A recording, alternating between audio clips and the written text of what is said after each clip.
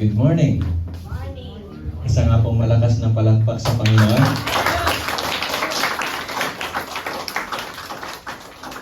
Ngayon sa umagang ito, sabihin mo sa iyong katabi, mahal na mahal ka ng Panginoong Jesus. Ay, kabila naman. Diba? Mahal tayong lahat ng Panginoong Jesus. So before we start, let's pray. Heavenly Father, we thank you, Lord, for your amazing grace. Sa magdamag, kami, Panginoon, binigyan mo muli ng bagong araw. Kami narito nagkatipon sa pangalan mo, Panginoong Jesus. At isang malaking kagalakan at karangalan na sama-samang sumamba upang marinig ang iyong mga bago at sariwang mga salita, O Diyos, na siyang magpapalaya, magpapagaling, magtuturo kung paano kami mamuhay dito sa mundo ng karapat-dapat at upang kalugod-lugod din sa iyo, O God. Kaya, O Diyos, mangusap ka. Holy Spirit, open up our spiritual eyes, our spiritual ears. Feel every part sa aming katawan. Feel every part of our souls so that, Holy Spirit, you can sanctify and that we could live a good, pleasing, and perfect will of the Father dito sa mundo. Salamat po. Maghari ka ngayon at magpakailanman. Ito po aming samudalain sa pangalan ni Jesus. Amen. Amen. Hallelujah. Kayo ba'y nagagalak na tayo ngayon ay magkakasama sa Panginoon? Praise the Lord. So sa umagang ito ay, alam niyo po na marami po ang namamatay sa maling akala. Amen po ba? Marami din ang magdurusa ng habang buhay sa maling akala. Akala ko, perfect na siya sa buhay ko. Akala ko siya na yung Prince Charming ko. Akala ko siya na yung prinsesa ng buhay ko. Sa maling akala, marami pong napapariwara. At ang masaklap ay ang kanilang buhay ay magiging miserable habang sila'y nasa lupa. Totoo po yan, maging sa mag-asawa. Tama po ba? Kaya ka nga nag-asawa kasi akala mo. Kaya lang, alam niyo po, sa pag-asawa, tinatawag po yan na covenant. Bakit ko ito sinasabi? Kasi para yung mga single ay mag-isip-isip. Covenant ang tawag dito. Sumpaan, hindi po yan kontrata. Ang kontrata pwedeng, I break my contract. Pero ang sumpaan, hindi po yan pwedeng putulin. Amen po. Kaya marami pong nagkaka-miserable ang buhay dahil sa maling akala. So ating pong buksan ang ating pong mga Bible sa 2 Thessalonians. Yan, 2 Thessalonians chapter 7 to 12. Kaya alam niyo po dito, ang pamagat po ng inihanda ng Diyos ay strong delusion. Or, alam niyo po ang salitang delusion sa Tagalog? Maling akala. Kaya lang dinagdagan ng Diyos, malakas o napakatinding maling akala. Sabi mo sa katabi mo, napakatindi maling akala. In English, strong delusion. Yan. So sa 2 Thessalonians chapter 2 verse 7 to 11, for the mystery of lawlessness is already at work. Only he who now restrains it will do so until he is out of the way. And then the lawless one will be revealed, whom the Lord Jesus will kill with the breath of his mouth, and bring to nothing by the appearance of his coming. The coming of the lawless one is by the activity of Satan, with all power and false signs and wonders.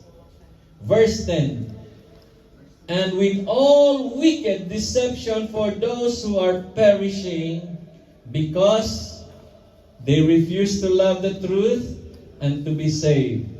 Therefore, God sends them a strong delusion, so that they may believe what is false, in order that all may be condemned who did not believe the truth, but had pleasure in unrighteousness. Nakita niyo po ba yon? 2 Thessalonians chapter 2 verse 7 to 11. Yan, hindi pa na-flash. Kung sa inyong Biblia, guhitan nyo yan. Napaka-importante yan, especially ngayon na tayo nasa end of the end times. Amen po? Strong delusion. Ulitin ko ulit. For the mystery of lawlessness is already at work. Misteryo daw. Ngayon hindi na misteryo, na ihayag na. Only he who restrains it will do so until he is out of the way. O yung may hinahadlangan daw itong lawless one, pero kumikilos na po siya. And then the lawless one will be revealed. Kaya nga dito po nagsimula yung ating paniniwala na tayo pa'y kukunin ng Diyos bago pa ihayag ang Antikristo. Amen po ba? Okay, ulitin ko mabuti makinig kayo mabuti. Only he who now restrains it will do so until he is out of the way. Aalisin muna yung humahadlang sa isang tinatawag natin na lawless one o yung Antichrist. At saka lang may papakilalang Antichrist. Kapag wala na yung humahadlang. Sinong humahadlang? Sinong humahadlang? Si Pacquiao? No, hindi. Hindi po. Basahin niyo mabuti. Ang humahadlang sa Antikristo ay walang iba kundi ang mga born-again, spirit-filled Christians. Mga sealed and filled. Paulit-ulit na ako sa rapture. Did you pa na-gets? For the mystery of lawlessness is already at work. Chapter 2, 7. 2 Thessalonians chapter 2 verse 7. Hindi na to misteryo. Only he who now restrains it. Sino yung pumipigil? Ang church ngayon. Kapag wala na ang church, lalabas na po ang Antikristo. Kaya pag naiwan ka, kilala mo ang Antikristo.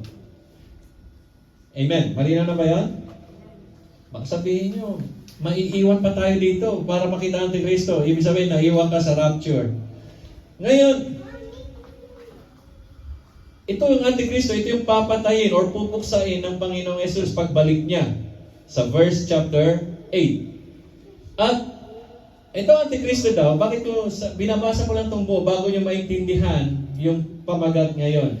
The coming of the lawless one or the Antichrist is by the activity of Satan with all power and false signs and wonders. Take note, hindi po siya darating na mahina. Gagawin niyang lahat para malinlang ka. Meron siyang gagawin. Ang dala po nito, ang Antikristong ito, na hinahadlangan niya ng church, ang dala po nito ay puno ng kapangyarihan din at himala. Kaya kung mahilig kayo sa himala, pwede kang mawala. Kasi sabi nga ulit sa katabi mo, kapag mahilig ka sa himala, pwede kang mawala. Kung hindi yan nakabase sa salita ng Panginoong Jesus. Kasi yung mga nanonood. Kasi every day there is always a miracle. Himala na nandito kayo. Himala na nandito tayo. Kasi hinahanda ng Diyos. So pag tinanong kayo pagdating sa pre-tribulation rapture, yan po ang inyong verse. Unless na alisin na kayo ng Diyos, ang humahantang sa Antikristo is ang Espiritu, the Spirit and the bride, which is, we are the bride of Christ and the Holy Spirit dwells in us. Amen po ba? Kaya pag sabihin na, hindi, mid-trip tayo, post-trip tayo, kayo na lang. Ayaw naming makilalang mukhaan ang Antikristo. Gusto naming mawala dito sa mundo sapagkat nakasulat yan sa 2 Thessalonians chapter 2 verse 7 to 12. Ito ngayon na mangyayari. Kasi hindi sila naniwala. Naniwala sila sa false signs, sa false wonders, with all wicked deception for those who are perishing because they refuse to love the truth and to be saved. Maraming tao, aral ng aral pero ayaw sundin ang katotohanan. Aral ng aral pero ayaw isabuhay ang salita ng Diyos. Pakinig ng pakinig pero hindi sasabuhay. Sila yung namumuhay sa delusion. Tingnan natin ha. Therefore, verse 11. Ayaw nila sa katotohanan ng Panginoon. Ayaw nila sa utos ng Panginoong Jesus. Ito ang ibinigay ng Diyos. Ito na yung topic natin ngayong umagang ito. Verse 11. Therefore, sa inyong mga Bible, God sends them a strong delusion so that they may believe what is false. Gusto ba ng Diyos yon? Napadalhan kayo ng napakatinding maling pag-aakala? Hindi kalooban ng Diyos yon. Ang sagot dyan ay nandun sa verse 10. Ayaw kasi nilang ibigin ang Panginoong Jesus. Gusto nila maging Kristiyano pero ayaw maging alagad ni Jesus. May pinagkaiba po yun. Marami pong gusto maging Kristiyano pero ayaw sumunod sa Panginoong Jesus.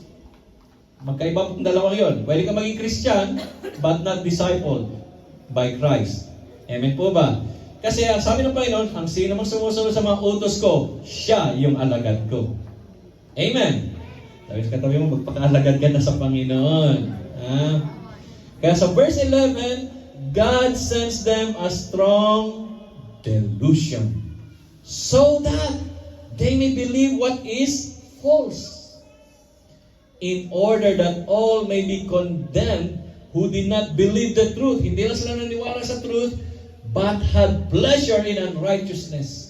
Hindi lang sa ayaw nila katotohanan, kundi nag-i-enjoy sila sa makasalanang buhay. Kaya tuloy, pinadalhan sila ng Diyos ng maling akala. Kaya gusto nilang relihiyon, ayaw nila ng tunay na relasyon sa Panginoon. Amen? Kaya tingnan natin ito. Kaya, kung ayaw nila sa katotohanan ng Diyos, anong tatanggapin nila? Ang kasinungalingan ni Satanas. Kung ayaw nila sa grasya ng Panginoon, bibigyan sila ng Diyos ng maling akala. Instead na grasya, disgrasya. Amen. So, ang unang-una, saan ba nagmumula ang source? Saan ba ang source ng delusion? Sige po, sa slide number 1. The source of delusion starts with darkness. Ayan. Sa kadiliman. Sa 2 Corinthians chapter 4 verse 4, ang Diyos ng mundong ito ay binulag ang mga tao upang makita nila ang grasya ng mabuting balita. So sino nagtatrabaho dito para maniwala ka sa maling akala? Si Satan. Bakit? Kasi ayaw mo sa katotohanan, kaya pinadalhan ka tuloy. Pinahintulutan ng Diyos, hindi naman makakilos si Satanas kung hindi pahintulutan ng Diyos. Sabi, kung ano yung itinanim, yun ang iyong anihin. Exactly sa nature. Ayan, kaya binubulag ni Satan ang mga tao dito sa mundo pagdating sa salita ng Diyos. Kaya huwag kang magtaka, kapag lumabas ka, wala ka pa rin natututunan. Ibig sabihin, binubulag ka ng maling akala. Trabaho ni Satan yon, nagpapatrabaho ka naman. Wala namang magagawa si Satan kung ayaw mong entertainin siya. Amen. Pangalawang, nag-umpisa ito sa kadiliman. This delusion starts with darkness. Ito yung sa Romans chapter 1 verse 21 to 22. They live in a sinful rebellion. They reject the truth. Nagkaroon sila ng foolish heart at darkened heart. Amen po ba? O, tandaan nyo lang yung verse na sinasabi ko. Read that at home. Make it your devotion. Unang-una, satanic blindness. Ang source ng delusion ay satanic blindness. 2 Corinthians 4 verse 4. At pangalawa, sinful rebellion. Ayan, mga rebelde, ayaw talaga. Kaya nagkaroon sila ng mga maling akala. Akala nila tama sila. Romans chapter 1 verse 21 to 22, because they reject the truth. So ano ipapalit ni Satan? You don't want the truth? I got lies. Mga maling akala. And their foolish hearts are darkened. Akala kasi nila, yun na yun eh. Pero hindi naman nakabase sa katotohanan ng Panginoong Jesus. Diyan nag-uumpisa ang maling akala. At tatrabahoy ka talaga ni Satan. Because you don't want the truth.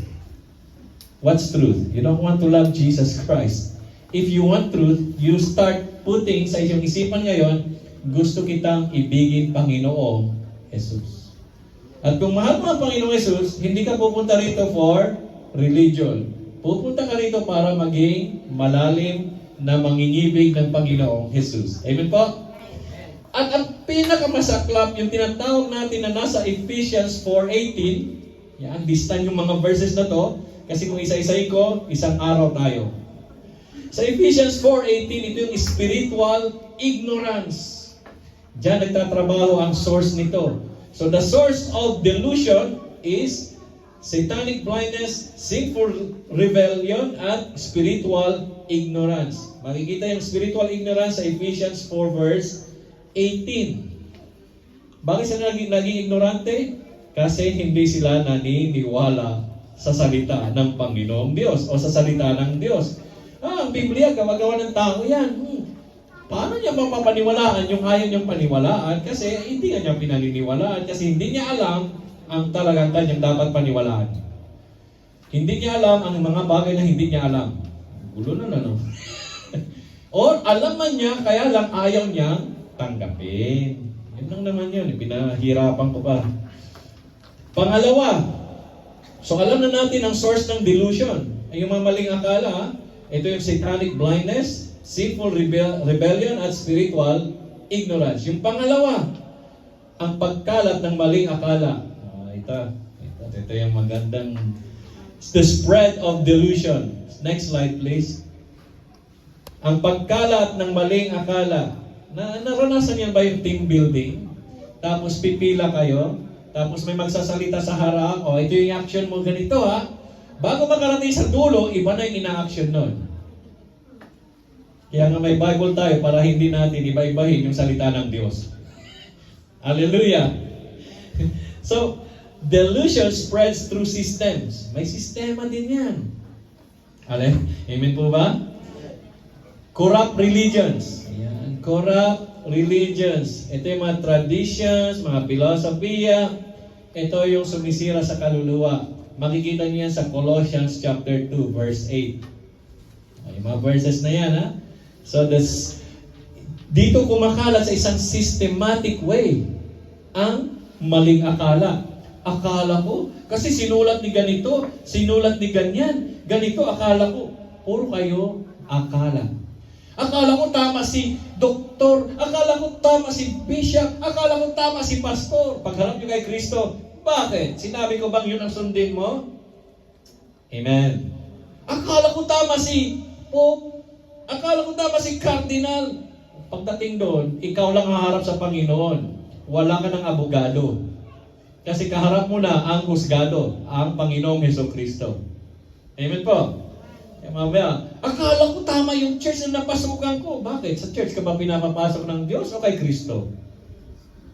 Ito yung mga maling akala eh. Akala ko, anak siya ng pastor. Akala ko, pagbuti siyang pastor. Puro kayo akala.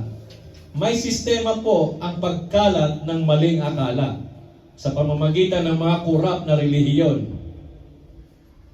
Akala ko magiging Diyos ako, kaya ako pumasok sa relihiyong ito. Kilala niyo ba yung mga relihiyon na nakapaligid sa inyong bakuran? Na pinapangako na kayo ay magiging Diyos? Na pinapangako na walang impyerno? Alam niyo ba mga to? Dapat alamin po ninyo mga to para hindi kayo bumagsak sa maling akala. Kasi sa huling araw, marami po ang maliligaw dahil sa maling akala. Dahil instead na kay Kristo sila nakafocus, sa reliyon sila pumafocus. Sa tao sila tumitingin. Tuloy, kaya binigay ang Diyos ng Diyos ang salita niya, pinaprint pa niya, iba-iba pang version, pero isang tinutumbok, pero ayaw kasi pag-focus ng salita ng Diyos. At kahit na marinig nila ang salita ng Diyos, mabasa nila ang salita ng Diyos, ayaw tanggapin. Ano ibibigay ng Diyos? Ayan, may sistema po ha. Corrupt religions. Kahapon sa aming pong munting kwentuhan sa Barangay Panggalangan, may isa daw opisyales na ginagamit ang Diyos para pagtakpan ang kanyang kasalanan. Tama ba yun? Ang Diyos na lang nakakaalam kung totoo ang sinasabi niya. Ang mahalaga, maghayag ka ng salita ng Diyos. Huwag mong gamitin ang Diyos para pagtakpan ang iyong kasalanan. Kasi pag dumating ang Diyos, lalong babagsak, mas mabigat na hatol. Amen po? Colossians chapter 2 verse 8, corrupt religions. Ang dami po niyan. Kaya sabi nga lang, mga born again, puro pera. Kaya kung pera pinag-uusapan, negosyo po yon. Dapat maging accountant ka, maging banker ka, maging magaling kang mga ngalakal. Amen po ba? Dito salita ng Diyos. Kasi ang aming pong prinsipyo is Matthew 6:33. Seek ye first the kingdom of God and His righteousness, and all these things shall be added unto you. Dadaan ka muna sa ano? You have to be refined for breakthrough.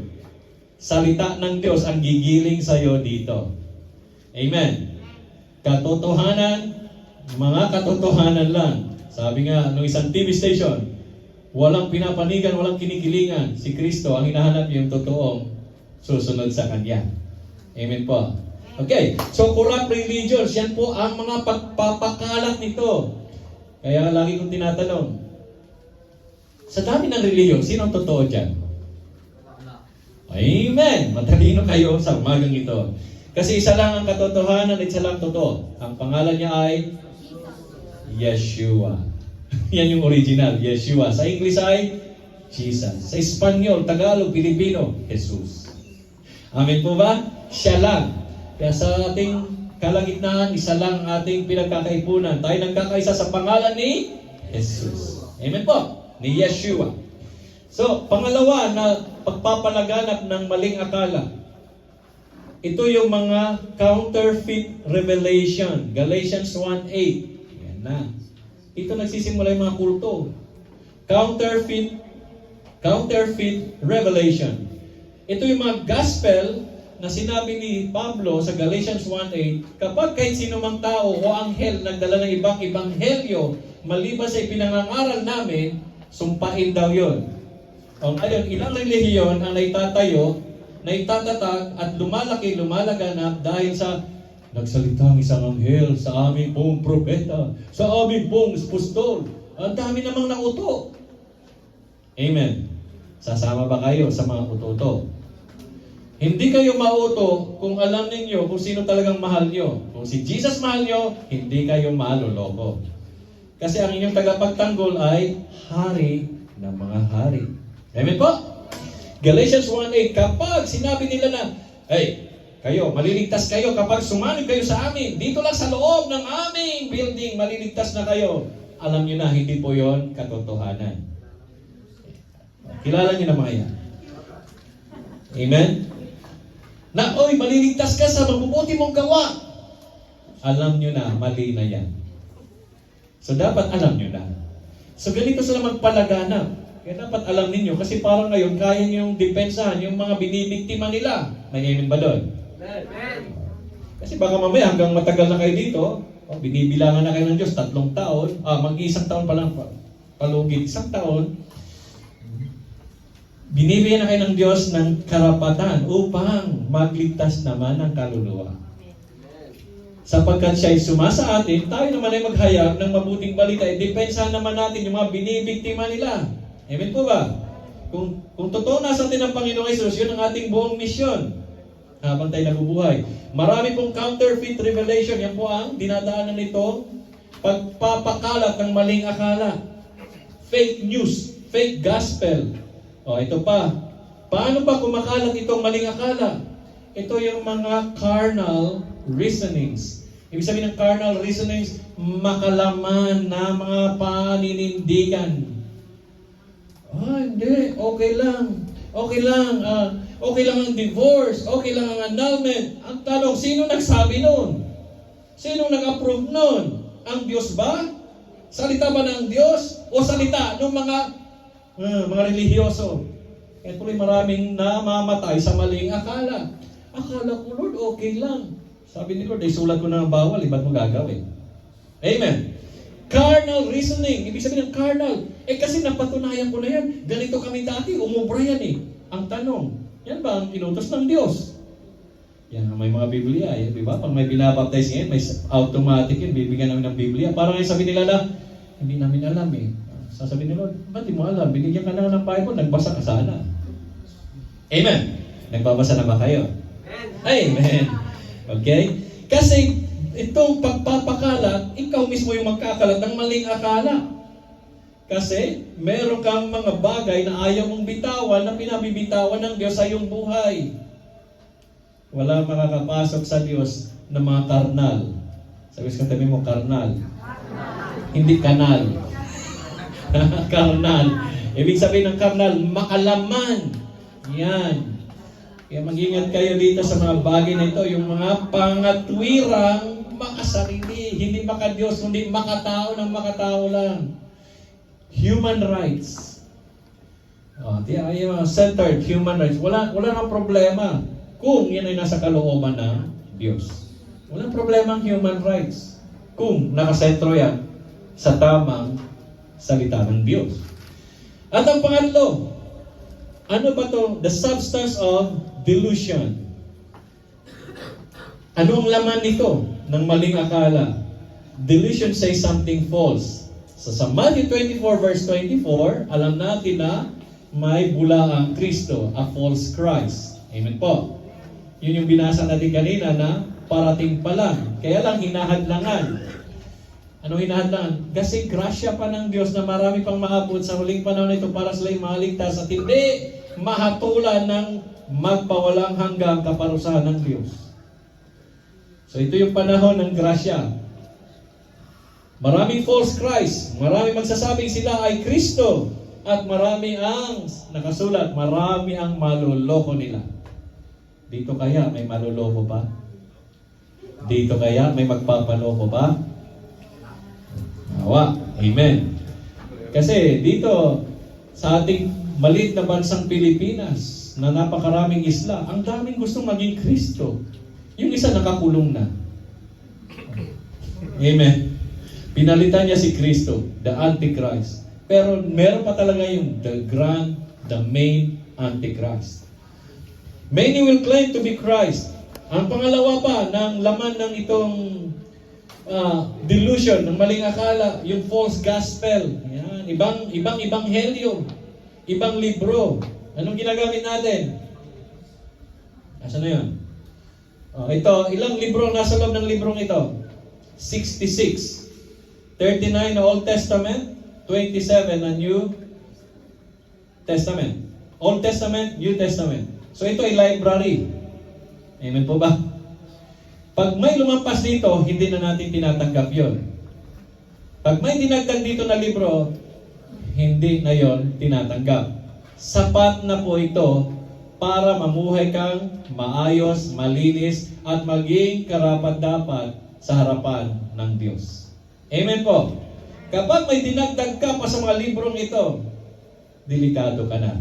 Hindi ko sinabing huwag kayo magbasa ng libro. Pero pag dito mo, hindi mo binabase na yung pananampalataya mo at binase mo na sa ibang libro, ibang usapan na yon. Amen po ba?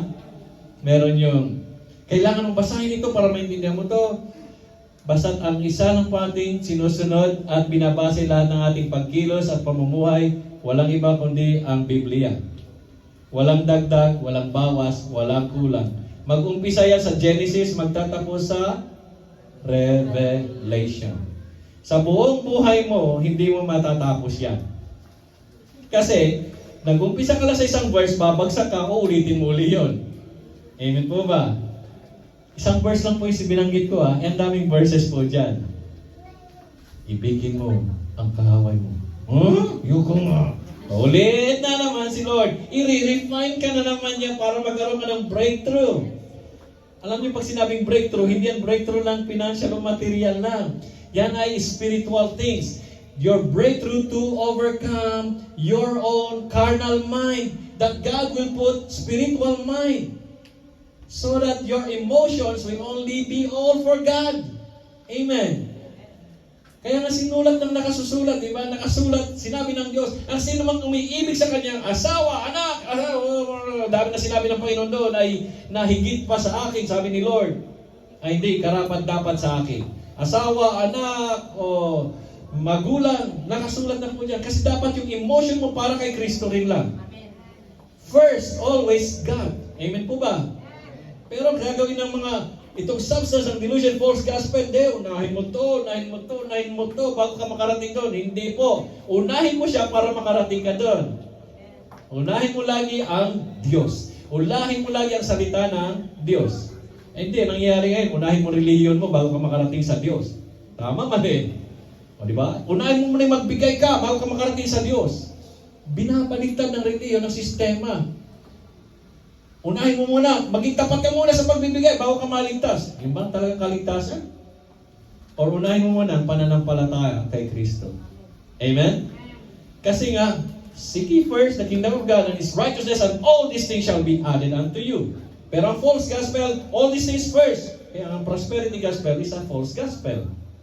Amen. Health and wealth. Paano pag nagkasakit ka? Ay, kala ko ba, pag na kay Kristo na ako, magiging healthy na ako, magiging mayaman ako. Yun ang maling akala. Amen. Magiging po ako para marami akong pera. Yun ba yun ang tinuro ng Diyos? Kaya kung minsan, hinahalo nila ang interpretation na para sa mga Hudyo, ang para sa mga Hudyo, para sa Hudyo, ang para sa mga Kristiyano at sa church ay para sa church. Kaya lang, alam niyo naman, galing magmanipula ni Satanas, di ba? Siya ang pasimuno nito eh. False gospel. Kaya mag-ingat kayo sa false gospel. Para naman pagdating mo kay Kristo, kasi akala ko, Lord. Hindi uobra yan kay Jesus. Dito is the training ground, is the refining ground. Amen. Napupunta tayo sa pagtitipong ito para mapino ninyo yung mga maling akala. Kasi po, sabi ng Panginoon Hesus, makipot ang pintuan papasok sa langit. Hindi obra yung maling akala. Alam nyo kasi dati na akong trabahador. Marami na rin ako napagtrabahuan. Alam nyo isang style, huwag yung gayahin ha. Kasi nagkamali ka na, magbubububuhag ka. Akala ko kasi. Pero alam mo mali ka na. Style namin yan noon. Nagkamali na kami, alam na namin na pagagalitan na kami, pero para hindi kami mapagalitan ng gusto, magbubububuhang ka. Kasi akala ko ganito eh. O, di ba? Palusot. Iba naman yung narcissist. Mali na siya, pero kunwari magagalit-galitan. Uso yan sa mag-asawa. Amen? Guilty mo. Dahuli si Mr. Instead na si Mrs. ang magagalit, si Mr. ang nagalit-galitan. Alam niyo yan, ha? Kapag may naghayag sa inyo ng ibang Jesus, maliban sa Jesus na nasa Biblia, amen, balik tayo sa gospel. Napunta na kayo sa mag-asawa agad. Ang bilis yung maloko. Kapag ibang Kristo ang tinuturo sa inyo, hindi yung Kristo sa Biblia, that's a false Christ. Amen. A false gospel. Kaya dapat alamin ninyo, Matthew, Mark, Luke, and John, basa ng basa. Huwag puro telenovela. Walang mangyayari sa iyong buhay. At walang puro Netflix.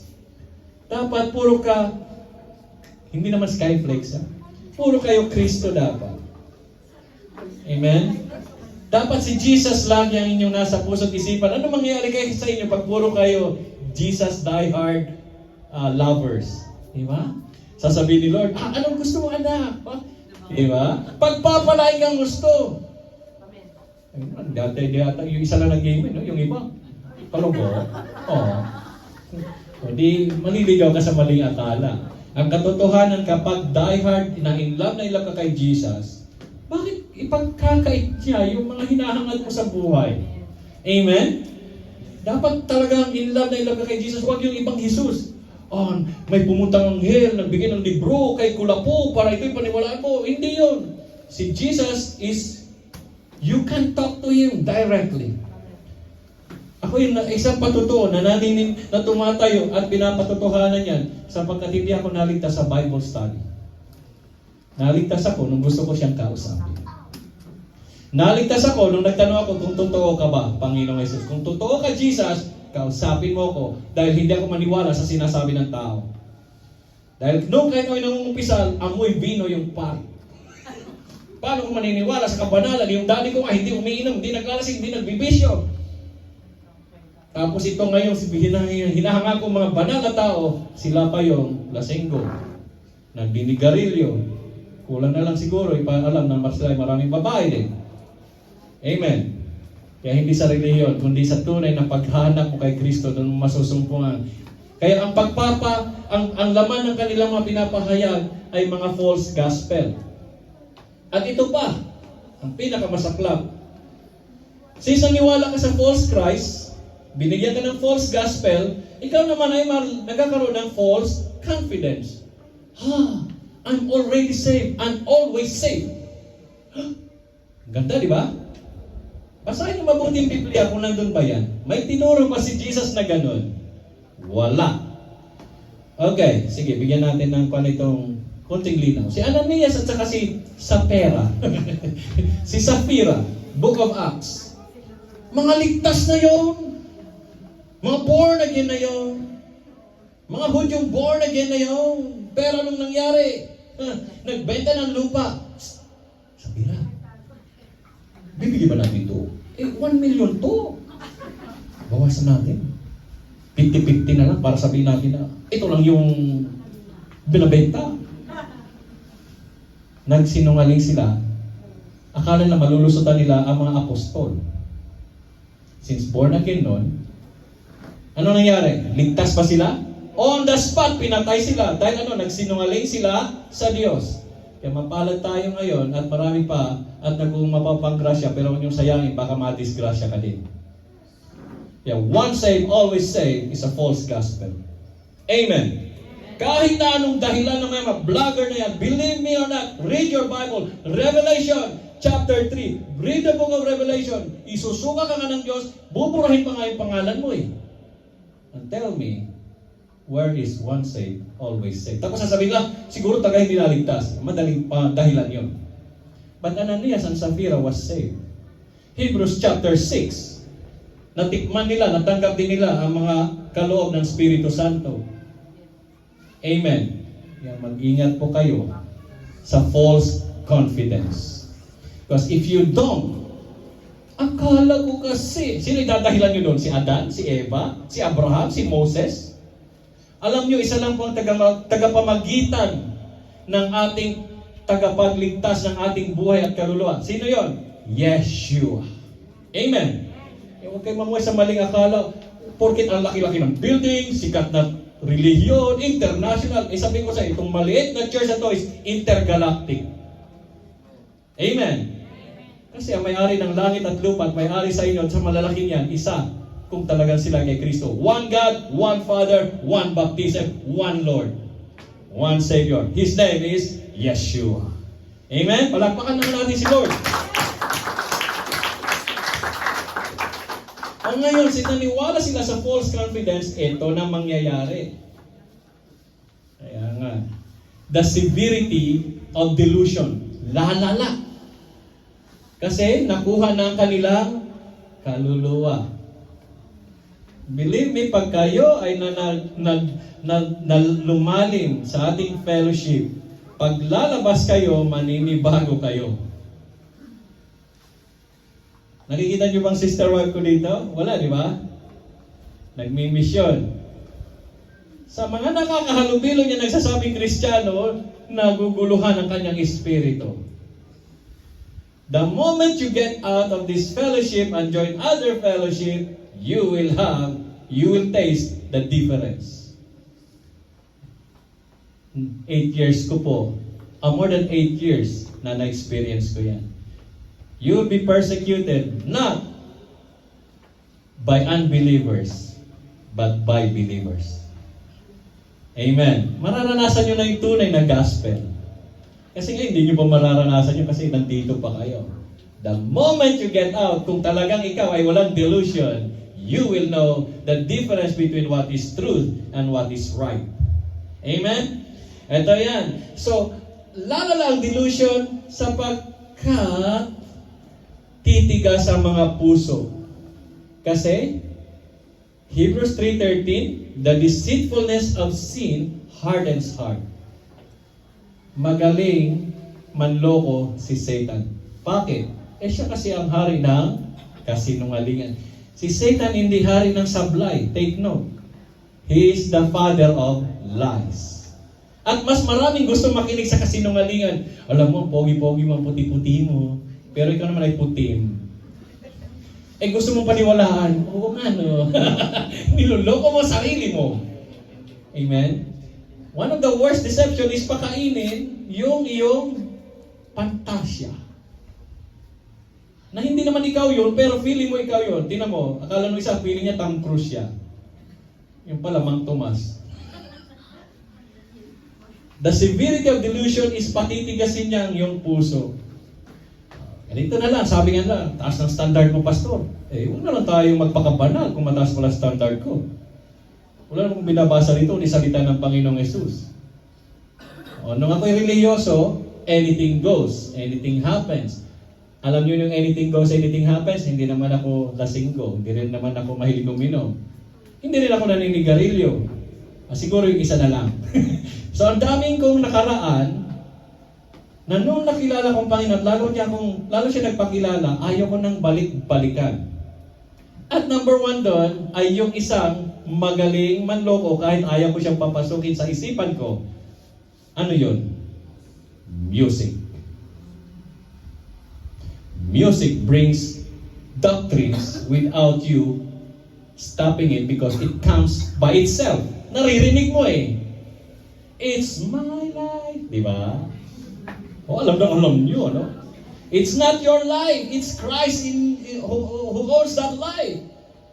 It thinks, pero yung music, sasabi niya, dodoktrinahan ka niya na kahit hindi mo siya pinahintulutan. Akala nyo, ang pinakamalakas sa mandoktrina sa tao ay music. Kaya ang daming nabubuntis na mawawalang ama kasi nadala sa tugtog na pinatugtog na dati ni Jer. Tinasistihan ni Bingo. May mga sound system kaya blasted yan eh. Pansinin niyo ang mga modo ninyo kapag nakarinig kayo ng mga musika. Mga emosyon nyo, ipakakainin niya. Huwag kang makinig sa pastor na yan. Patitigasin ang inyong mga puso kapag kayo ay nasa maling akala na akala nyo ay okay lang yung mga makamundo musika. Hindi nyo alam, si Satan ay magaling gumawa ng musika. Naalala niyo ba si David? Kapag siya tumugtog, lumalayas yung masamang espiritu na nakay Haring Saul. Hindi niyo pa nabasa yun. Yung ibang ano yun? Magbasa kayo ng Biblia. Amen? Okay? Kung sa music pala napapalayas ang demonyo, sa music din, makakapasok ang demonyo. Kaya kung anong pinapatugtog nyo sa bahay nyo, at kung nakikikinig ka sa kapitbahay mo, okay lang, hindi mo alam, nasisira na yung buhay mo. Unti ka niya, kahit sa tulong mo, memoryado mo yung lyrics, kahit hindi mo na siya binasa. Tama? Mali. Alam nyo, kahit mali-mali pa yun, basta nasa tono, Kaya yung mga music, ingat kayo sapagkat yan ay pagkain ng kaluluwa. Amen? Okay lang sana kung pinapatugtog nyo yung Lord, I give you my heart. Yung mga ganun ba? Hindi yung yung ibang inaawit nila na di ko kayang mabuhay kung wala ka. Okay lang sana kung si Kristo ang pinapatukuyan eh. Ang pinapatukuyan si Inday. O hindi naman si Inday, si Dodong. Diba? Hindi ko kayang mabuhay kung wala ka. Iniwan ka. Paano ka na mabubuhay? Tingnan nyo kung paano nyo lukuhin ang inyong mga sarili. Masyado kayong emotional. Ito pa. So, ang paglala nitong maling akala ay yung patitigasin ng iyong puso. Hindi mo na alam. Meron dito pumupunta sa church. Dati. Alam niyo nangyari? Hindi ko nararamdaman ang presensya ng Diyos. Ang tanong, bakit? Nasa iba ba ang presensya ng Diyos? Ang tanungin mo sarili mo, huwag yung church. Tanungin mo kung nasa iyo pa ba yung presensya ng Diyos. Parang malamig na ang church. Ang tanong, nag-aapoy ka pa ba sa church? Amen. Bakit mo sisisihin ang church? Ano ginawa ng church sa'yo?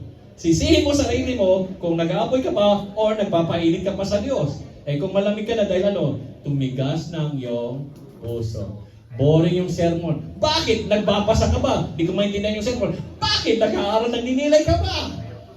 Amen. Tapos tatanong ka, sino si Saul? Tatanong mo, sino si Pedro? Ang malala, alam mo, kilala ko si Joseph. Si Joseph, yung kinulong. Yan yung tatay ni Jesus. Ang layo nun. Amen. May na-meet ako sa pulpito pa nagsalita. Alam nyo, sabi niya, kilala ko si Joseph, yung tatay ni Jesus. Siya yung kinulong sa Egypt. Ha? Ngayon, pag hindi ka nag-aaral ng salita ng Diyos at wala sa iyong Holy Spirit, ano mangyayari sa'yo? Amen. Amen. Paglabas mo, mamumuhay ka sa maling akala. Sabi ni Pastor, yung Joseph doon at Joseph dito, pareho daw eh. Patay kang bata ka. Na, tuwang-tuwa yung mga demonyo nag-aabang sa gate. Naloko siya. Hallelujah.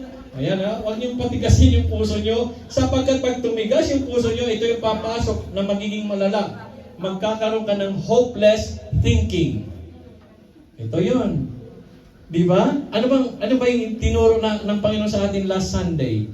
3 words na command. Do not fear. Do not worry. Be watchful. Be alert. Amen? Pero, pag itong maling akala ko ba nandiyan ang Diyos, magiging hopeless ka na. Kaya marami din, nagsasabing Kristiyano sila pero nag-suicide sila. Kasi, naisahan na sila ng maling akala. Yung iba, anak pa ng pastor. Dahil sa maling akala. Hopeless thinking. Bakit? Ni-reject nila ang katotohanan ng Diyos. Sabi nito, ito yung mga pwedeng mangyari. Sabi ng Panginoon, ito. Kaya lang, si konsentidor, makinig kayo mabuti. Sabi ng Panginoon, ito ang gawin mo. Sabi ng konsentidor na pastor, ay okay lang yan. Doon, papasok ang hopeless thinking. Amen? Ayan, focus na kayo mabuti. Hayaan nyo lang yung mga distraction. Tingnan natin kung makakapasa kayo. Andito na ang ating mga bida. Hopeless thinking. Kaya marami po ang nabibiktima nito na akala nila kapag hindi nila in-apply ang katotohanan ni Kristo, talaga magkakaroon sila ng mga hopeless thinking. Sa Panginoon, pag nasa Panginoon ka, miracle is always available. Sarap pakinggan, di ba? Kapag na kay Kristo ka, miracle is always available. From nothing to something. Amen po. Naniwala ba kayo na lahat ay posible sa Diyos? Kaya paglabas mo rito, kaya dapat ang iyong armor ay talagang kumikinang at yung mga espada niyo tumatalim. Amen po? Ito yung mamuhay sa mali akala, hopeless thinking na, ganito na lang ba ang buhay? Di ko kayang tanggapin. Na mawawala ka na sa akin. Ikaw ang buhay ko. Si Inday, si Dodong. Kaya pag nawala, nawindang na buhay mo. Amen? Dapat si Jesus, si Christ ang pinunta, hindi si Chris. Amen? O ba't ka nagsisigawan?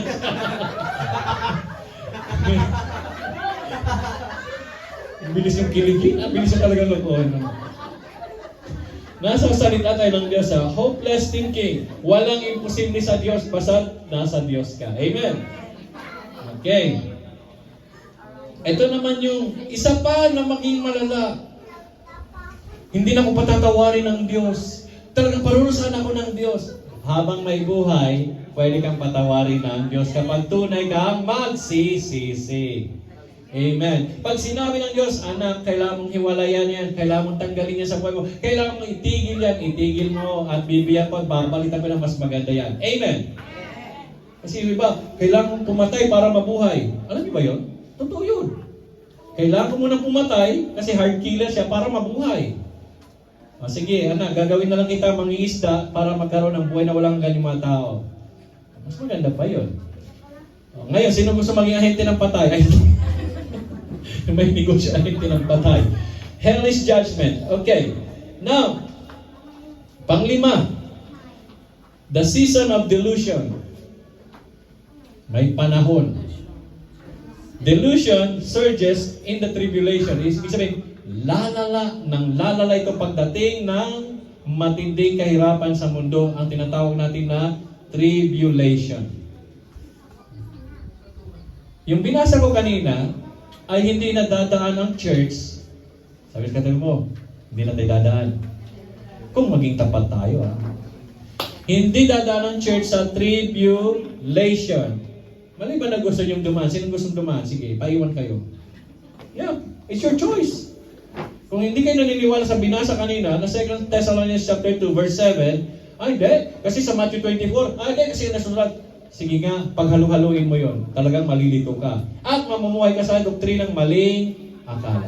Amen. Ito yon, yung delusion ay lalala yan, ang maling akala lalala yan pagdating ng tribulation. Balikan nga natin yung 2 Thessalonians sa inyong mga Bible. Buksan nyo nga. 2 Thessalonians chapter 2 verse 7. Ayan. Aalisin yung hadlang. At kapag inalis na yung hadlang, malalantad na ang lawless one or the Antichrist. Amen po ba? So, hindi pala malalantad ang Antichrist kung hindi aalisin yung humahadlang, which is, sabi ng iba, the Holy Spirit. Ang tanong, saan ba ang Holy Spirit nakatira? Sa bawat mananampalataya. Kalimutan nyo na ang inyong anniversary, sealed and filled. Amen? Pag ikaw ay silyado ng Holy Spirit, nabubuhay sa iyo ang Holy Spirit, nililid ka ng Holy Spirit, paano kanya iiwan sa Antichrist? Amen po ba?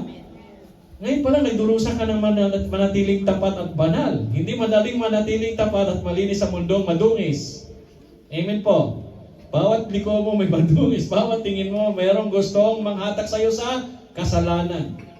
Bawat galaw mo rito sa mundo, may gustong mag-corrupt sa iyo.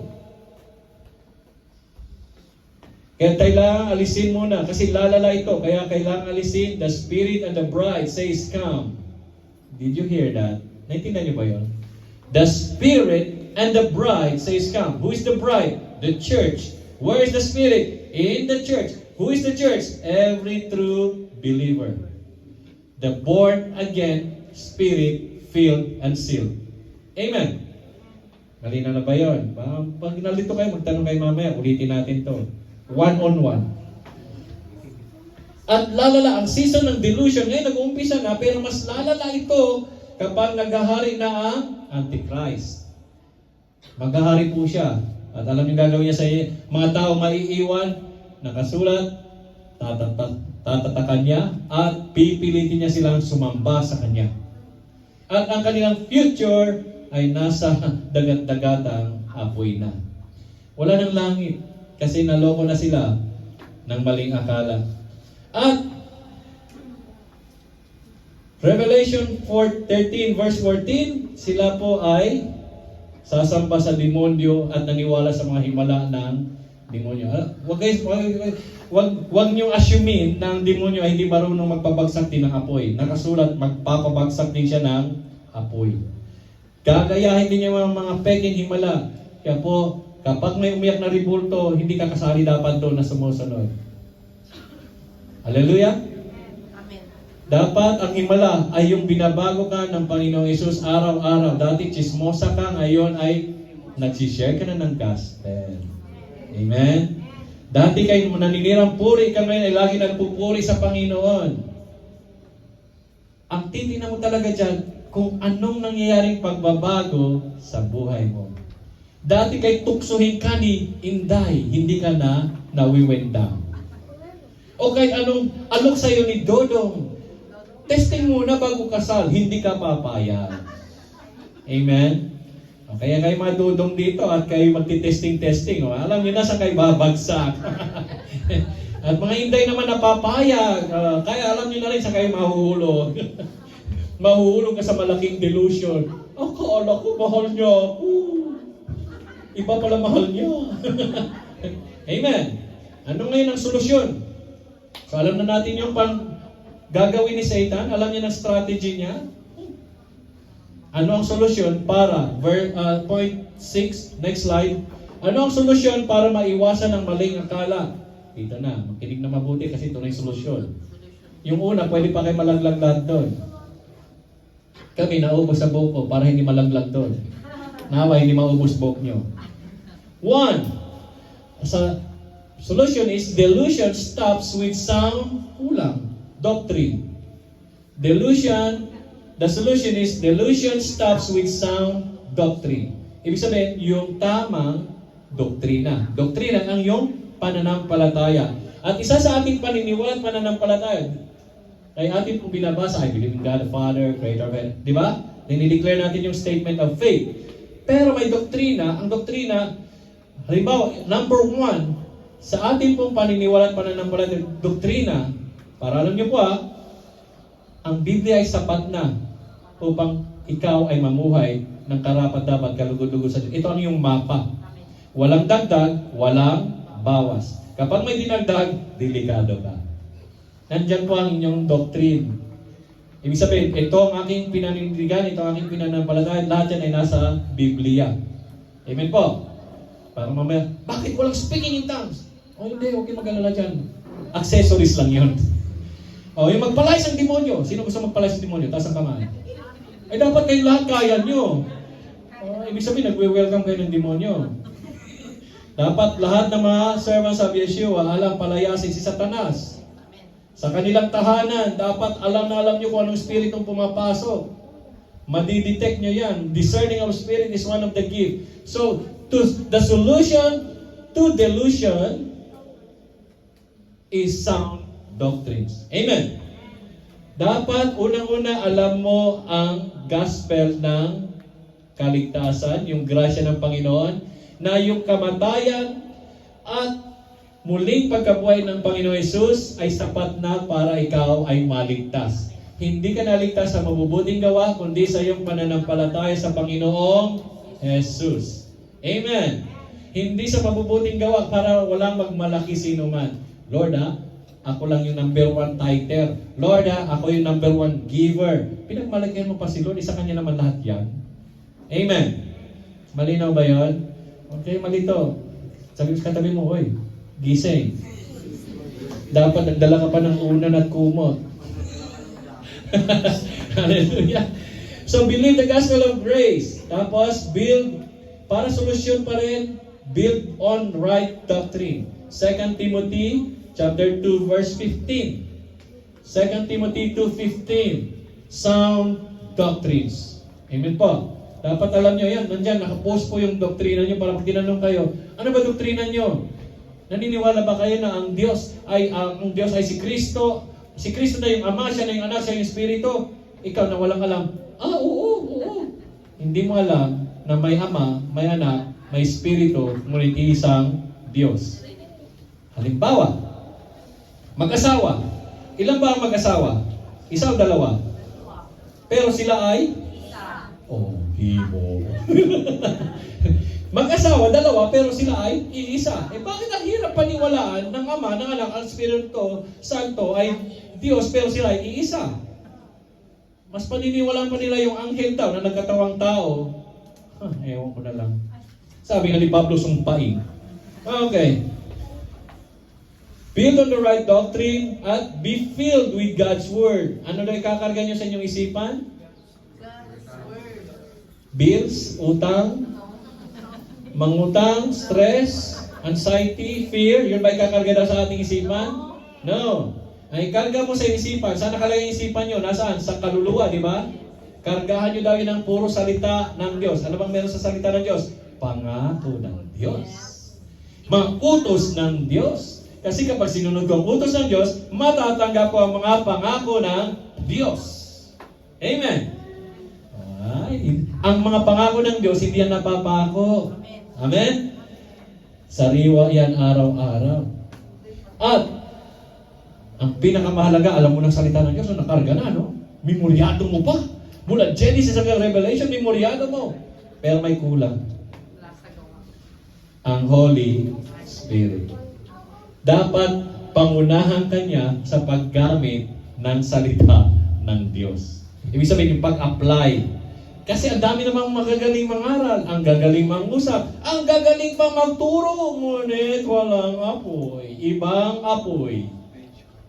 Amen. Naituro ni Pastora Christian dito yung strange fire. There's only one fire, the Holy Spirit's fire. Amen? Kaya dapat best friend ng Holy Spirit. Holy Spirit, ano pong gagawin ko rito? Wala na ako pira, paano na? Sabi ng Holy Spirit, halika rito, magtrabaho ka. Mahirap yan. Paano na? Reklamador ka. Amen? Malit sahod dyan. Diyan ka makakakuha ng experience sa maliit. Diba? Anong gusto mo? Ha? Manager ka agad? Ikagagraduate mo pala? Si Joseph na, dinaan muna sa ano? Dinaan sa betrayal ng pamilya. Kinainggitan. Kilala niyo si Joseph? Yes. Yung tatay ni Jesus? Hindi. Okay, si Joseph the Dreamer ng Old Testament, pinagkaisahan siya ng 10 kapatid niya. Kinainggitan siya ng 10 kapatid niya kasi wala pa si Benjamin. Ayan, no? Kinikwento ko, no? Tapos, hindi lang siya kinainggitan. Gusto pa siya patayin. Binenta pala. Ginawa siyang golf ball. Boom! Hinulog sa balon. At gusto siyang patayin ng kanyang mga katugo, kalaman, kapamilya, kahilikan. Anong kahilikan? Kasi sabay-sabay lang natutulog. Humihilig sa sabay-sabay. Amen? Take note ha. Kaya, pag sa tingin nyo sa kapamilya kayo, at hindi kay Kristo, maliligaw kayo. Una lagi si Lord. So, si Joseph yun ang buhay niya. Ano po? Nahulog siya doon. At pagdating nung, huwag niyo sabihin na pag ikaw'y makadiyos at masunuri sa Diyos, wala nang mahirap na mangyayari sa iyo. Mas lalong marami. Amen? Susunod pa ba tayo sa Panginoon? Yes. Ngayon, sabi ng isa, ay naku siya, wala natin patayin, ibenta na lang natin. Negosyante na kapatid. Pinagkakitaan yung kanyang kapatid, binenta. O di nagtrabaho si Joseph. Nung nagtrabaho si Joseph, wow, nakita siya ni asawa ni Potiphar. Macho si Joseph. Kasi sanay sa trabaho. Makisig, flawless. Pinagnasahan siya. Take note, ang ugali ni Joseph, si Joseph ay tapat at may takot sa Diyos. Nilayuan ba siya ng tukso? Hindi! Tinrap siya ng tukso. Kaya pati sa lawal niya, nahuli ni asawa ni Potiphar. Kaya kung akala nyo, tapat ka sa trabaho mo, hindi ka pa rin tatantanan ni Satanas. Pati brief mo kukunin niya. If he frame up, kanya. Di tuloy, kinulong si Joseph. Pagdating sa kulungan ni Joseph, alam na nangyari? Nagkaroon siya ng kakwentuhan, ka-works, ka-fellowship, mga pasaway na trabahador. Ano nangyari? Ang galing-galing ni Joseph, sa katapatan niya, siya pa rin yung naging manager ng bilangguan. Katiwala. Pero, kinalimutan ng kanyang mga naging kaibigan. Buti na lang naalala, yung amnesia ng isa, ay, may kilala pala ako. O doon, pinagpala si Joseph. Kaya huwag sabihin na kahit ikaw ay tapat at may takot sa Diyos, hindi ka tatantanan pa rin ni Satanas. Lalo kanyang hahabulin para ikaw ay magkaroon ng refining for breakthrough. Amen. So, naintindihan nyo ng refine for breakthrough, ha? Kasi i-refine ni Lord yung pag-iisip mo, yung emotion mo. Hindi ka na magpapapansin. Talagang papansinin ka pag na kay Kristo kasi nag-iilaw ka. Hahabulin ka na yun, ng dilim. Patay yung ilaw. Kasi na-expose tayo. Yan ang gagawin ng kalaban sa inyo. So, be filled with God's Word and be led on fire by the Holy Spirit. Amen. Kahit ang dami mo nang alam na salita ng Diyos, tingnan mo. There's only one teacher, there's only one comforter, there's only one restrainer, the Holy Spirit. I-restrain niya, baka yung akala mo, mali pala. Ang dami ko rin naging maling aral. Hanggang ngayon, kailangan ko magtanong, ito ba yun? Ito ba yun? Ito ba yan? Sino kanino magtatanong? Natural, kung minsan, sa tao. Pero, ang final decision, salita ng Diyos. Okay bang divorce? Okay bang annulment? Sabi ng Diyos, hindi. Ay, dito ako susunod. Amen. Ang dami nang babaluktot ngayon. Panoorin nyo, ang dami sa Facebook. Ang gagaling din nila magsalita. At ang ilalagay dyan yung mga attracted ka. Pogi. Isa lang ang dapat pogi sa ating buhay. Si Jesus lang. Isa lang dapat maganda sa ating buhay. Si Jesus lang. Di ba? In everything you do, put God first. Amen po ba? Wala ibang standard dito kundi kay Kristo lang, ha? Kaya kung meron kayo reklamo, kausapin nyo siya mamaya, Lord, totoo ba yung narinig ko kay Pastor? O, di sasabihin ni Lord, manda ka, totoo yun. Amen. Alright. So, panghuli. strength against delusion. Next slide, please. Sa 7, delusion is stopped by standing firm. Ito na. Dito na magkakatalo. Paninindigan mo ba yung katotohanan alam mo? Ay, yung iba. Sige mamaya, testingin natin. Paninindigan mo ba yung mga natututunan mong katotohanan ng Panginoon? Amen! Tingnan natin kung mamaya may sasabihin ako, ganun? Di nga. Nagduda na agad eh. Truth na yun eh. Alam nyo, pag ang salita ni Kristo, yan na po ang tinatawag natin na final authority. Huwag na kayong mag-but, pero, wala nang ganun. Pag sinabi na ni Jesus, yun na yun. Wala na pong interpretasyon pag mayroon ng malinaw na direktiba ang Panginoong Jesus. Amen po ba? Amen. Maninindigan ka ba? Magpipray ka ba sa publiko? Isi-share mo ba si Kristo? Kakahiyain. Yung iba, hindi na nila ako papansinin. Kita nyo? Nakakatakot baka ako'y sisampihin. Ay nakaw. Si Joseph, dumaan muna doon. Alam niyo naging promotion ni Joseph? Siya ang naging pinakamataas na opisyalis sa Egypt na hindi Egyptian. Amen. Hindi dapat yon normal. Hindi ka citizen ng bansang yon. Pero, walang citizen kay sa ating Diyos sapagkat ang ating Diyos siya may-ari ng lahat ng langit at lupa. Walang batas-batas pag ang Diyos na ang nagsalita. Amen. Walang makakapigil kapag ang Diyos na ang nag-utos, maging ano pa yang batas ng lupa. Amen. Siya ba ating Diyos na sinasamba? Siya ang Diyos ni Abraham, ni Isaac, at ni Jacob. Amen po. Kaya po, para po magkaroon kayo ng lakas sa mga maling akala, kayo ay dapat marunong manindigan. Akala nyo, dali-dali no, pag nakatayo ako dito at pinapanood yan. Sapagkat kapag kasama nyo ay mga pastors din na ayaw manindigan, paano na?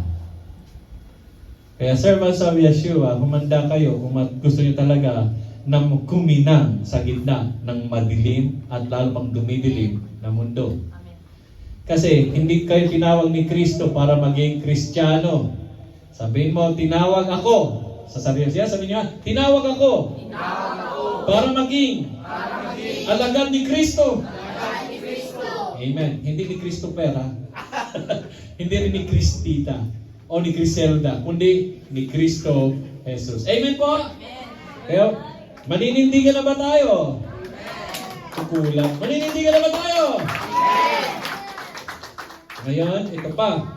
Kung ayaw nyo bumagsak sa malaking akala, okay, alam natin ang susundin natin ang Panginoon Jesus sa pangunguna ng Holy Spirit.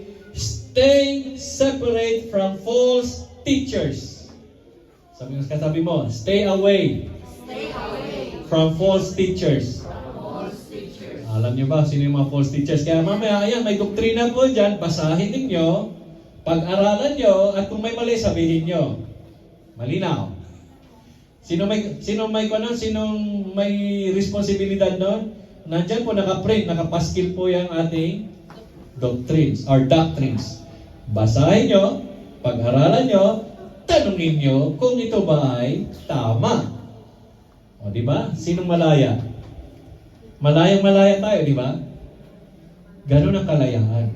Hindi yung pinipilit ka at minamanipula ka pa. Ayan, basahin nyo. Tingnan nyo kung ito ba ay kalooban ng Diyos. Amen. So ngayon, humiwalay daw kayo sa mga bulaang mga ngaral.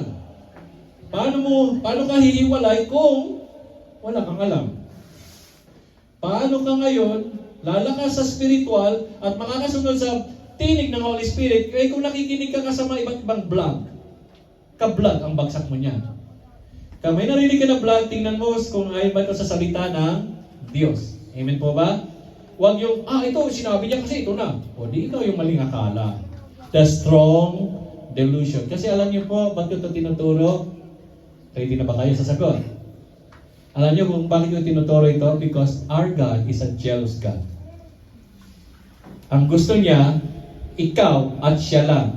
Hindi nga dapat ako eh. I'm just a servant like you. Dapat ikaw mismo nakikipag-usap sa Kanya. Sabi mo, ma'am, sa katabi mo, usap kayo ni Lord. Huwag lagi si vlogger. Huwag si Facebook, huwag si YouTube. Huwag si commentary. Huwag si ML daw, laro na yun. Hallelujah. So, tingnan ninyo, kapag merong isang bulaang teacher na na-identify na, huwag na kayo makinig doon, kaya tuloy, confuse yung tao. Ba't pa kayo nakikinig sa pastor na yan? Bakit? Ako bang Diyos? Sino ba pinapakinggan mo? Sundin mo sa sinasabi ng Panginoon Jesus, wala ka bang Biblia? Di ka ba marunong magbasa? Di ka ba marunong umintindi o hindi mo na kayang tanggapin ang katotohanan? Amen. Wala nila, no? You got the Bible. You got the Word of God. Printed. The Word of God is God. Pero yung Bible, hindi yan Diyos. Baka mamaya, lagi, sabi ni Pastor kasi, the Word of God is God. Ito ngayon, sasampay ko na ito. Pag nakita kita, hindi. Ang Diyos mismo na hindi mo nakikita na nananahan sa'yo, yun ang kausapin mo. Amen. Sino na sa inyo nakakita ng sarili niyang utak? Wala. Amen. So, stay separate from false teachers. At pinakahuli, conclusion, stay sensitive to sound teaching. Itong aral na to is not about the church. It's about you. Na huwag kang mamuhay sa maling akala. Amen po? So yun, sige, buksan mo yung call to action. Balik mo doon. Call to action. Nawala eh. Seek the truth daily in Scripture. Amen po ba? Seek the truth daily. Ito yung gagawin ninyo. Araw-araw yan. Tama ba na mangutang? Na huwag magbayad? Basic. Pag-utang bait, pag-singil galit. Ay, sabi nung Facebook, seek the truth daily in Scripture. Sa baba pa. Yan. Okay? Araw-araw yan ang inyong isasabuhay. Hindi yung buhay ng may buhay.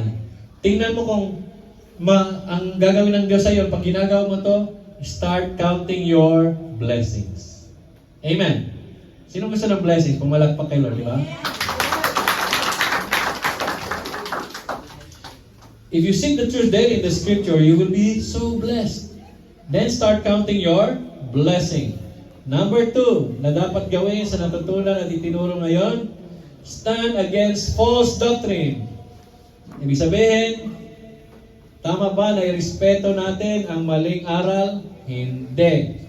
Dapat ituwid. Takot ko eh, kulang yung alam ko. Bakit kulang alam mo? Hindi ako nagninilay. Puro ako K-pop. Puro ako K-drama. Tinatamad ako sa pagbasa ng Bible kasi hindi ko naman naiintindihan. Ay, paano? Ilang taon ka na sa church? 20 years! Sinong pastor mo? Naku, huwag na ako. Amen.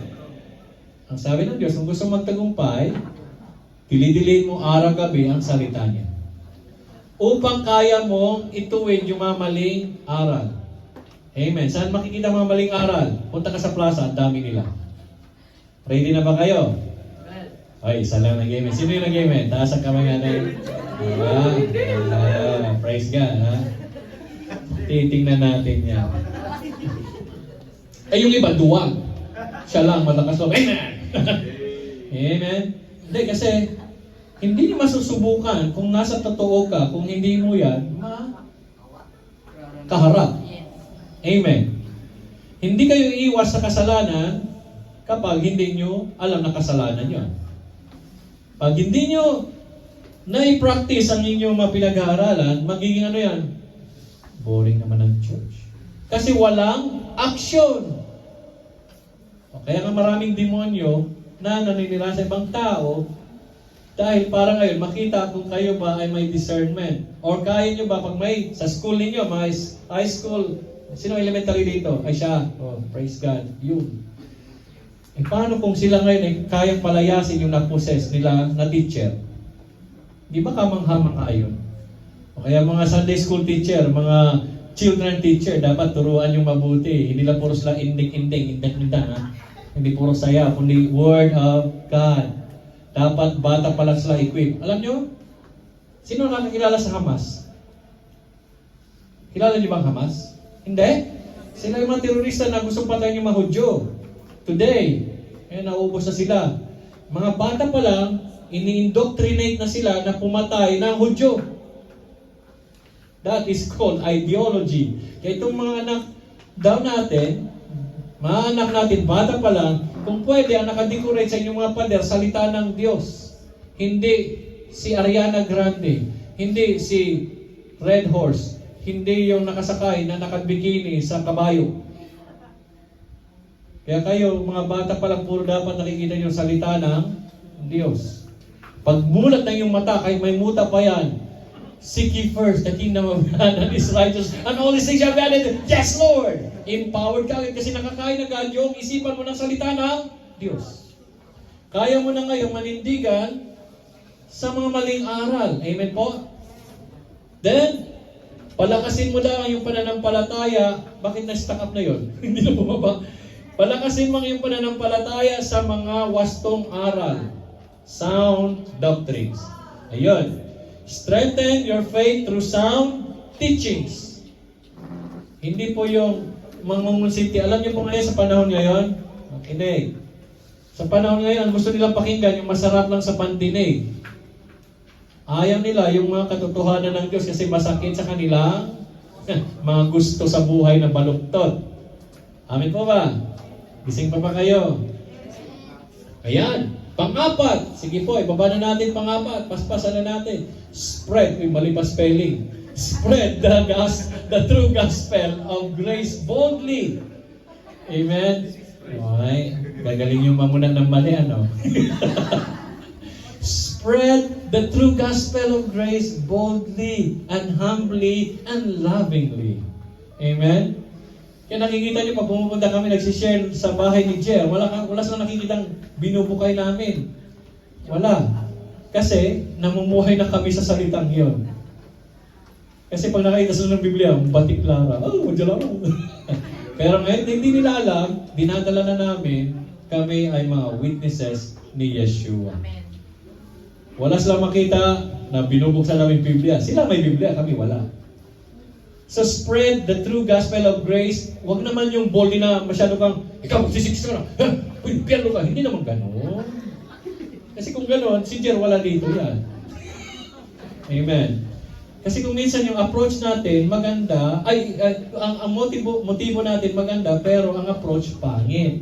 Masyado tayo nakakatakot. Nanay, magsisig ka na. Nanay, magsisig na ko ng impyerno ka. Huh? Ayaw naman. Spread the true gospel of grace boldly, humbly, lovingly. Amen po. Kasi alam mo, pag hindi yan nakatanggap ng salita ng Diyos, alam mo na mangyayari sa kanya, mapapahama siya. So, saan niyo ito isi-share? Unang-una sa inyong mga darling, sa inyong mga pamilya. Tiyagaan nyo, kasi katabi nyo yun, kahilikan nyo yun. Amen po ba? Ito nyo i-share. Pero makinig mas lang hindi, at least gawin mo lang yung kaya mo. Magtanim ay di biro. Tama po, di ba? Magtanim ay di biro. Ang tinatanim ay salita ng Diyos. Eh paano kung sa'yo nakikita walang salita ng Diyos? Hindi yan maniniwala. Ikaw yung tamad. Gigising ka alas 12. Ang tipanangan. Kapangan mo alas 2, ugim ka lalaman. Ang hirap naman ng buhay mo. Amen. Ang hirap ng buhay mo. Ha? Hindi ka na nagsaing, hindi ka pa nagugas ng pinggan. Tapos sasabihin mo, Tay, born again ako. Nay, born again ako. Kuya, born again ako. Ay, giramanisyan ka. Abuang ka lang talaga. Amen. Baka sabi na may pinapataman. Walang nagchismis sa akin. Okay? Hindi ko alam ang yung buhay-buhay. Hindi tayo friends. I am a servant of Yeshua. Ihayag ko lang yung alam kong ginawa ko rin noon. Kaya lang, of course, binabago at patuloy tayong babaguhin ng Panginoong Jesus. Amen po ba? Pero pag tatamad-tamad naman, unti-unti mo. Pag siya'y batugan, unti-unti mo na alisin yung unan niya. Maya-maya, pati kama niya, wala na. Or tirahan mo na lang siya ng pagkain. Alam mo yung titira mo? Yung tutong. Yun na lang para sa'yo, late ka eh. I mean, just kidding. Then last, call to action, number 5. Ito. Stay anchored in the Word, not emotions. Kasi dito kayo paglalaroan ng inyong kahinaan, emosyon. Kaya binubugbog ka na ng mister mo, ginawa ka ng punching bag, kasi mahal ko siya. Kawawa ka naman. O sige, bukas wala ka ng mata. Sa susunod wala ka ng ngipin. Lalong ayawan ka na niya. Amen. Kasi bungal-bungal ka na, paano ka pa magiging kaakit-akit? O si mister, kinalbo mo, paano na magiging gwapo yan? Amen? Stay anchored in the word of the Lord, not on emotion. Ibase nyo lahat ng inyong gagawin sa salita ng Diyos, hindi sa pakiramdam nyo. Ano kayo? Manghuhula? Wala pong manghuhulang anak ng Diyos. Amen. Sabihin sa mo, hindi ka manghuhula. Baka hulaan mo, siya na talaga ang perfect sa akin. Sa palagay mo lang yun. Sa iyong emosyon. Lalo pag narinig mo yung mga tugtog na can't be with you tonight. Bigyan ko kayo ng sample sa music ha. Alam niyo yung awit na can't be with you tonight, ito yung awit ng salawahan. Kasi two-timer siya. Pinapatugtog pa daw. Alam na alam pa lyrics. Kasi yung isang mahal niya nasa kabila, pero nandito siya sa kabila. Anong mensahe? Okay lang na maging salawahan. Yan ang sanlibutan. Amen? Huwag po kayo maniniwala doon. Si Lord, stick to one. Sino ang kanyang mahal? Ikaw lang. At ikaw lang talaga. Wala nang iba.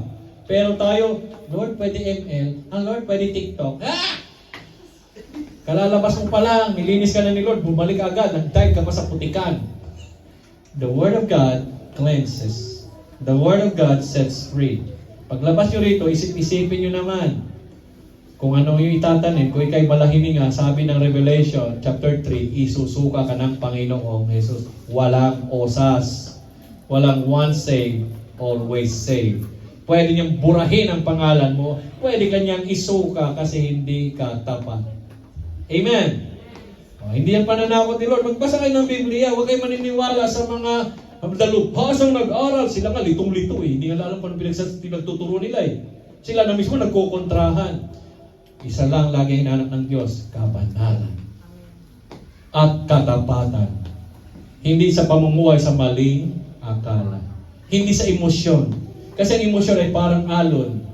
Nandito ngayon, nandun na naman. Nandito ngayon, sala sa init, sala sa lamig. Malahininga, magulo, confused. Sabi niya, sabi niya, sabi niya, sabi niya. Sabi ni Kristo ka lang dapat. Amen. Stay anchored in the Word of Christ, not on your emotions. Hindi ka maliligtas ng emotion mo. Ngayon, alam na alam ka sa Panginoon. Katatapos na ng anniversary, di ba? Pero mararamdaman nyo, pag hindi nyo dinagdagan yung langis nyo, na-drain na nung anniversary. Dapat, karga agad ng bagong langis.